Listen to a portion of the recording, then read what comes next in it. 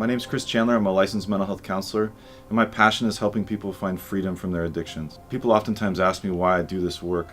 When I was growing up, I remember there was this point in adolescence that I hit that it just felt like the world changed. Everything got scary and confusing, and I felt lonely and disconnected.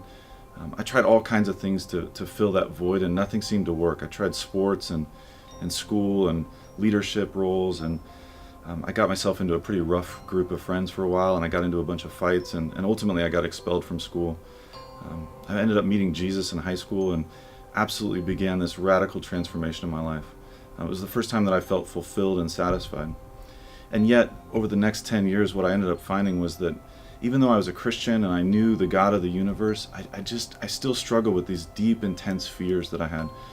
This sense of loneliness and just an ongoing sense of disconnection. And so rather than turning to the sustainer of life, I found myself turning to addictive and compulsive behaviors to try and to medicate and to find some kind of relief from that. Obviously that didn't work. It just made the pain worse. And I know I wasn't alone in my efforts to try and find some relief from the pain of life. I know that I wasn't alone in experiencing that deep and paralyzing shame that just kept me stuck in my addictions and kept me hiding from God and from the people that I claim to love. My journey through that work is really what propelled me into this work professionally. Being able to get through that and experience freedom and joy on the other side has given me a hope for the people that I work with and an excitement to do the work. As addicts, a lot of times we work really hard to distort reality and escape reality and create false realities, and it doesn't work. It leaves us exhausted and resentful and empty. Paul describes this in Romans as saying that we suppress the truth. We don't want to see ourselves and our behaviors as they really are. But he goes on to say that we can transform by the renewing of our minds.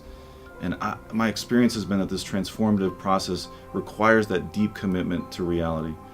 And as we begin to find healing to some of the things that have undergirded the addictive behavior for so long, we begin to experience increasing freedom and increasing purpose and meaning and value. Another aspect of this is that your relationships will begin to take on new life and new richness, because you're no longer hiding from people. You're willing to become transparent.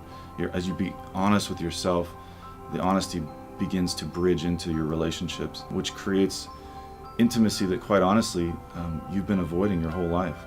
As a person comes into the office for the first time, honestly, what I find to be one of the most important things that we do is assessment on the front end. We've got to realize what we're working with. I'll spend quite a bit of time really trying to get a clear sense of what's going on and what is underlying some of the behaviors that we're seeing. A lot of times an adolescent comes in and the complaint is, well, I'm struggling looking at porn, or I just can't keep my hands off my girlfriend, or I'm just feeling down, or whatever.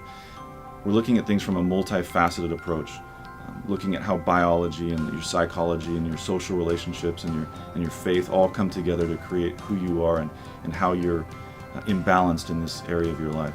This work is about getting you back to solid ground, being able to have your integrity restored so that you can look another human being in the eye, be completely transparent, and know that you have nothing to hide. When this happens, there is truly something to celebrate.